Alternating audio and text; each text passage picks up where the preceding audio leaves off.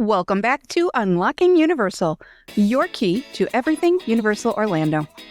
I'm Holly, your Universal coach, and today we're diving into a big question I often hear from Walt Disney World visitors who are considering a trip to Universal.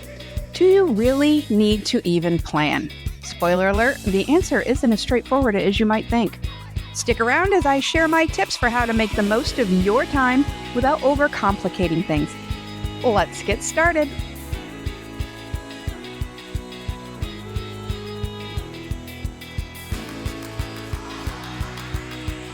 Hello, friends. Today, I'm thrilled to bring you the first episode in our multi-part series answering your most frequently asked questions about planning a trip to Universal Orlando.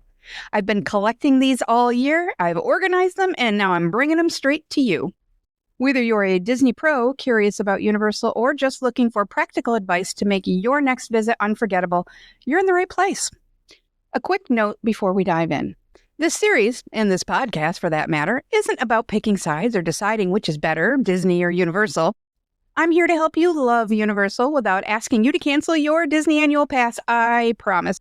There's plenty of magic in both, and honestly, there's room for everyone at the theme park table, in my opinion. Think of this as a no fan left behind zone. So let's focus on unlocking the unique experiences Universal has to offer. So the first thing that we want to consider is how exactly does planning for Universal differ from planning a Walt Disney World trip, at its core? And I can boil that down to, I think, about 4 words. Less stress, more flexibility. So Universal's planning process is much more relaxed. There's no need to book rides in advance and then mess around with the app all day long, hoping to snag the times and attractions you want without crisscrossing the park 43 times. And regular dining reservations are also far easier to secure. They are available beginning 180 days in advance. Not that you really need to book them that far out, but you can if you want to. And even when you do, you don't have to be up at the butt crack of dawn. And there are truly only a few that I would ever even bother to make in advance, really. The big takeaway with that is that guests can often make decisions on the fly with Universal, and that goes with planning as much as it does with the actual vacation itself. This is especially true for guests of the original 3 hotels because of special perks like complimentary Express Unlimited and priority walk-up seating at most of the on-site restaurants. So at Disney, you might feel like you're competing in a planning marathon versus at Universal, it's more like a choose-your-own-adventure book. The second question that I seem to be getting all the time is, how many days do I really need? Can I do one day in both parks? Well, once upon a time, Universal was simply a day trip for guests who were already in Orlando, usually for Disney. But that time has long since faded away, and Universal is now a multi-day destination of its own right. But what if your time budget is stretched? Can you visit both Universal Studios and Islands of Adventure in one day? Sure, with the right plan and the right planner in your corner to help you customize your visit and prioritize your time, it can be done. Even so, just know that it's going to feel rushed, even if you have Express Pass or you're on a VIP tour. Like our favorite chaotician, Dr. Malcolm, warned us, just because you can doesn't mean you should. So while you can do it, I don't know that I would recommend it for the best experience. But there is a little sweet spot here. I would suggest 2 to 3 days as your minimum buy-in amount of time so that you can enjoy both the parks and Volcano Bay without feeling hurried. But if you have the time, I would totally recommend 4 days. That gives you an extra day to revisit your favorites and see anything that you missed the other days. Of course, in a few short but torturously long-feeling months, Epic Universe will open its portals, and that will add at least 1 additional day. As of recording this, that's 145 days and counting. The next question is one that we often get from people who are definitely more used to Disney vacationing than Universal. And there's a really big reason for that. And the question is, what kind of tickets do we need? What kind of ticket is the best ticket to have at Universal Orlando? Now, when you are used to visiting Walt Disney World, you're either going to have a base ticket, which is 1 park per day, or you're going to have a park hopper ticket, which means you can visit multiple parks in a day. The same is kind of true at Universal Orlando. They just have different names. They have what's called a park-to-park ticket. That would be the equivalent of the park hopper, and the single park ticket, which obviously is self-explanatory. The big difference lies in what we recommend. So for Disney, honestly, if you're visiting Disney the first time, especially if you have little kids and stuff, depending on how much time you have, we have a pretty even split of people who do single park tickets, the base tickets, and ones that do park hoppers. Now, there's advantages and disadvantages to each. But one of the biggest determining factors is the sheer size of Walt Disney World compared to that of Universal Orlando Resort.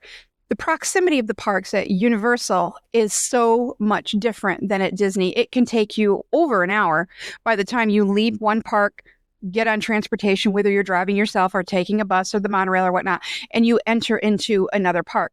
Where at Universal Orlando, you can be in Universal Studios, and 15 minutes later, you can already be in Islands of Adventure, queuing up for another ride. Once Epic opens, that might get a little bit longer, but they're still only saying that the difference between the North Campus and the South Campus is going to be about 12 to 15 minutes. So it's not going to be too bad. It's still going to be much shorter than going park to park at Walt Disney World. So because of that, and one other thing that we'll talk about here in just a second, I always recommend park-to-park tickets for Universal. Now, will there ever be a situation where a single park ticket is warranted? Sure. But the percentage of that is going to be so infinitesimally small.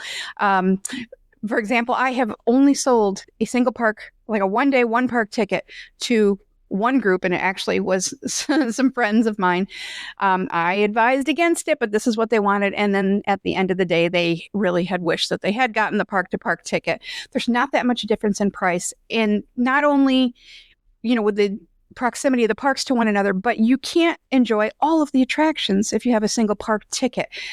The Hogwarts Express would be excluded since it goes from one park to the other. You can't ride it without going into the other parks. So those are the two big reasons why I would always recommend the park-to-park tickets.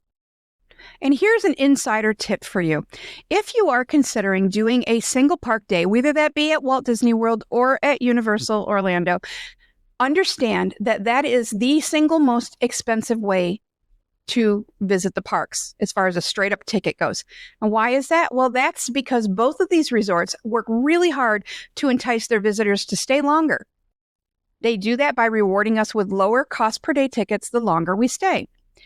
So if you go and you do a 2-day ticket or you do a 4-day ticket and you break that down by what it costs each day, your 4-day ticket may just cost a few dollars more than that 2-day ticket.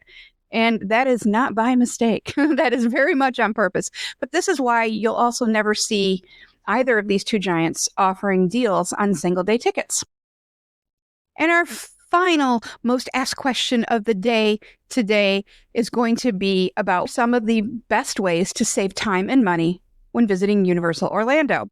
Now, bundled in with this is going to be the discussion about whether or not Express Pass is worth it or not. Now, I have said this before, and you will hear me say it again and again. And very oftentimes, one of the decisions we have to make when we go on vacation, whether that be at Universal or we're going to Europe or we're going on a cruise or whatever, is what we have more of or what we have more of that we want to spend. Do we have more time or do we have more money? So Express Pass, I'm going to say, yeah, it's worth it.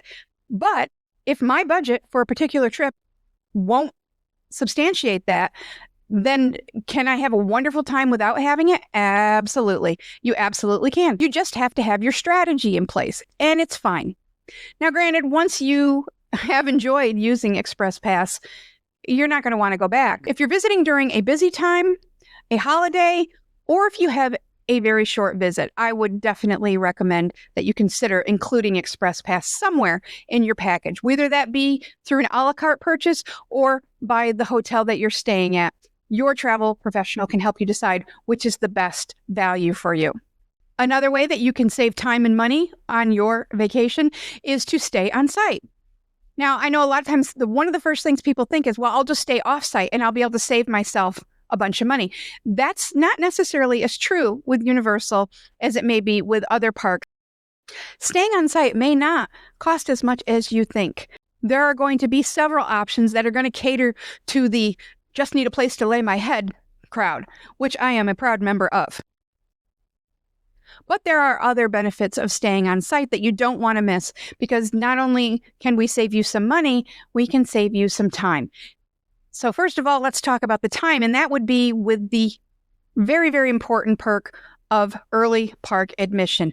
Now, what this is going to get you is 60 minutes prior to the listed opening park time. You're going to be able to enter Islands of Adventure. Now, sometimes during really busy seasons, they will do it at the studios as well. But generally speaking, it's going to be at Islands of Adventure. And what's going to be available early is the Hogsmeade area.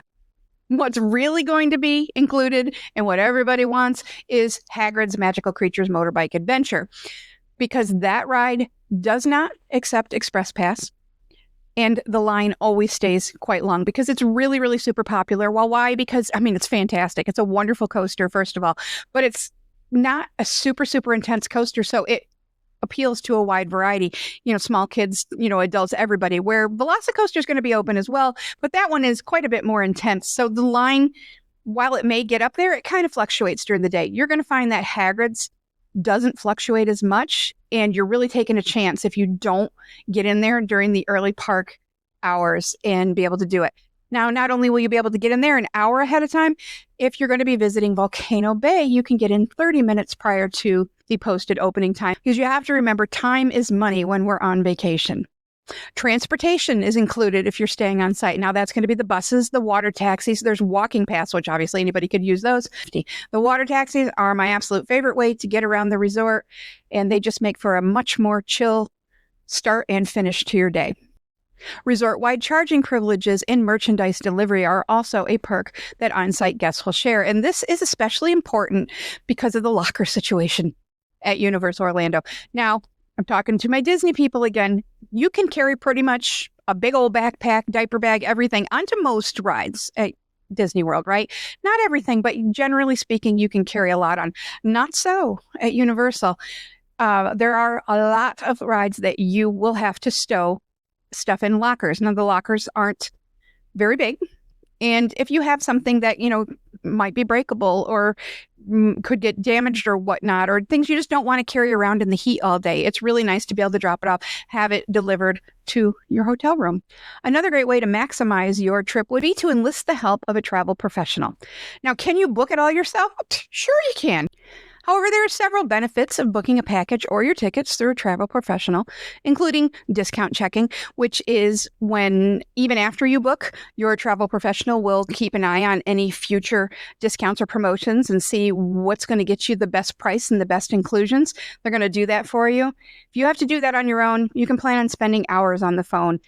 And even then, nothing is guaranteed. It's really nice to have someone in your corner. It's the same person you're going to talk to all the time. If you go ahead and book through, say, a Costco or a big box store like that, if you need to call in, you're going to get a different person every time. And they are not travel counselors. They're not Universal coaches. They're salespeople. So their interests are not necessarily the same as yours. So, it is what it is. I'm just going to call a spade, right? I can't speak for every agency, but I can speak for the Magic for Less Travel, and we do offer our guests a booking bonus to make their arrival a little bit sweeter. And you also have the added convenience of someone to handle everything with you or for you. It's totally up to you. Added convenience is kind of a very low-key way of putting it, because you don't lose anything by working with a trusted and proven travel professional, and it won't cost you anything. By the way, not all travel agents and agencies are equal. So please make sure that the agency you choose is You Preferred. Being You Preferred is an agency status, and it means that the agency has been recognized for its top performance in sales and customer service by Universal. You can find this on an agency's website. If you scroll down to the bottom, usually there's going to be a You Preferred logo that designates them as a Universal Orlando Elite agency. A little side note there. The Magic for Less Travel was one of the very first agencies ever designated by Universal as You Preferred. So do you need to plan for Universal? The answer is resoundingly yes, but it's a lot simpler and more flexible than it is with Disney. With a little preparation and the right information, you can have an unforgettable experience without the stress. Next time, we'll unlock the secrets of Universal's awesome hotels to help you decide where to stay next. So if you found this episode helpful, please subscribe, leave a review, and share it with your fellow theme park fans. And if you're ready to plan your Universal adventure, I would be honored to be your Universal coach. You can reach out to me or any agent at the Magic for Less Travel for personalized help. Links are in the description. Thanks for listening. I'll see you in the next episode of Unlocking Universal. Oh, and one more thing. Leave me a glowing review, and I promise the next time you board the Hogwarts Express, you'll get the good seat with the window view of London. Now go on and do something nice for someone.